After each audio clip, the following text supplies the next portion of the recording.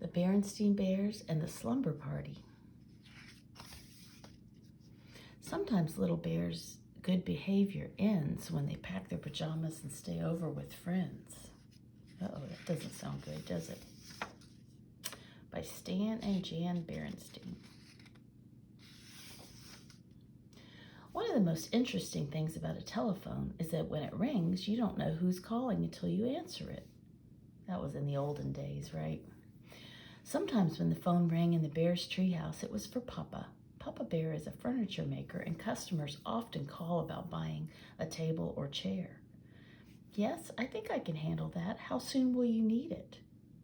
Sometimes it was Grizzly Gran calling Mama about getting together for a visit. This weekend? That'll be fine, Gran. When the call was for Brother Bear, it was usually Cousin Freddie with a question about homework. The fifth problem? I got 6.5. What did you get? When it was for Sister Bear, it was almost always her best friend, Lizzie Bruin. For you, sister, it's Lizzie. And Lizzie almost always had some big idea. A tea party for all their stuffed animals, going to the attic and dressing up in grown-ups' clothes, or organizing a sorority and using Father Ben's old chicken coop as a clubhouse, with permission, of course. I think I should warn you, you think a chicken coop would be kind of stinky? But today Lizzie was calling with her best idea yet. A slumber party at your house? Great idea, said Sister. Just a few of my dearest friends, Lizzie continued. You, of course, and Anna, Millie, and Queenie. Bring your sleeping bag. And would you bring your tape player? Anna and Millie are bringing tapes, and Queenie's going to teach us the latest dance steps. I don't know, said Mama Bear. You've never slept away from home before. Oh, yes, I have, protested Sister, at Grizzly Gramps and Gran's. One time for a whole week. That's different, said Mama. Gramps and Gran are family, close family. The Bruins are neighbors, argued Sister. Close neighbors. Oh, please, Mama, it'll be such fun.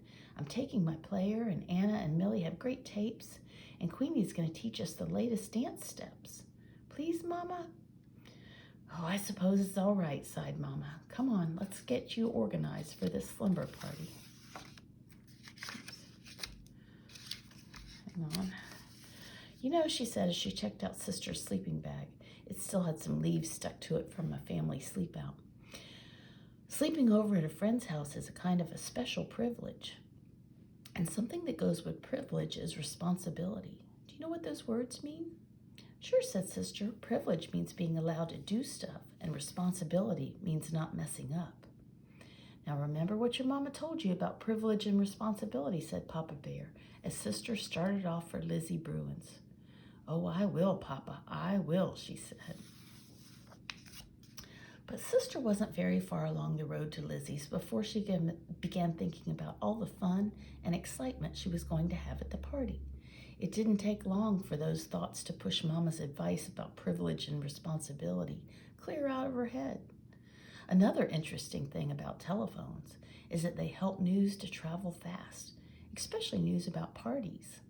Anna told her other friends about the slumber party, and they told their friends, and Millie did the same.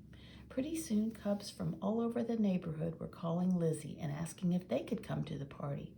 Sure, she said, but bring some popcorn or soda. We don't want to run out. Too Tall Grizzly didn't hear about the party by phone. He heard about it when he and his gang went to show Queenie his new boombox. A slumber party, he said to his pal. Sounds like fun. How are we going to get invited to a girls' party? One of them asked. We're not going to get invited, stupid, said Too Tall. We're going to crash, boombox and all. Later, when the rest of the Bear family had settled down for a quiet evening at home, Mama Bear sighed and said, I'm sure she'll be all right. Of course she will, said Papa Bear, looking up from a magazine. After all, Mama said, Sister is a well-behaved little cub, and Mr. and Mrs. Bruin have a lovely, well-run home and are responsible, careful parents. No doubt about it, said Papa, going back to his reading. The brother has more of his dinosaur models. There was only one problem. Mr. and Mrs. Bruin weren't home.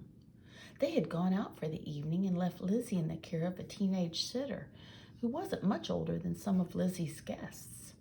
The Bruins hadn't planned on a slumber party when Lizzie had asked if a few friends could sleep over, and they certainly hadn't planned on a rip-roaring, ear-splitting, popcorn-throwing, soda-squirting party for half the cubs in the neighborhood, because that's what was happening with Sister right in the thick of it. The only thing that wasn't happening at that slumber party was slumber. Look at that poor babysitter. She can't get control, can she? Lizzie's sitter tried to keep things under control, but she couldn't even make herself heard over the noise. You never heard such a commotion. Some neighbors up the road had never heard such a commotion either, and they called the police. The chief sent Officer Marguerite to investigate. She reached the Bruins' house at the same time Mr. and Mrs. Bruin were returning home. Well, things calmed down pretty quickly after that. The party was canceled, parents were called, and Lizzie was sent to bed, and an angry and disappointed Mama Bear came to take Sister home. "I am angry and disappointed," said Mama Bear as they walked home through the night, "after all the things I said about privilege and responsibility."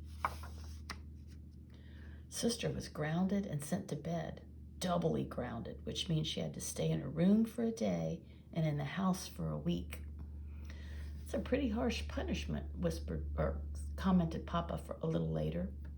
"Not harsh at all," said Mama. "You should have seen the Bruins' living room. Popcorn stuck to everything, soda all over the place, lamps knocked over, an absolute disgrace. And after all the things I said about privilege and responsibility." "Sister does have to share the blame," said Papa, "but she didn't do it all by herself. It was one of those situations where one thing leads to another and things get out of control. But you know, my dear, privilege and responsibility aren't just for cubs. They're for parents, too." "Cushions strewn all about," said Mama. "It's a privilege to have cubs, and with privilege goes responsibility," continued Papa. "So we're partly to blame, too. When Lizzie invited Sister to the slumber party, it was our responsibility to call the Bruins. If we had, we'd have found out that they were going to be out for the evening, and the whole thing would have been nipped in the bud." Said Mama thoughtfully. The next morning, she canceled the grounding and took Sister over to the Bruins to help clean up. Anna, Millie, and Queenie had come to help, too. "I know what," said Lizzie, as full of ideas as ever. "Let's make this a cleanup party." "Let's not," said Sister. "And if you don't mind, Liz, I don't want to hear the word party again for a long time." The Berenstain Bears and the slumber party. They went a little crazy, didn't they?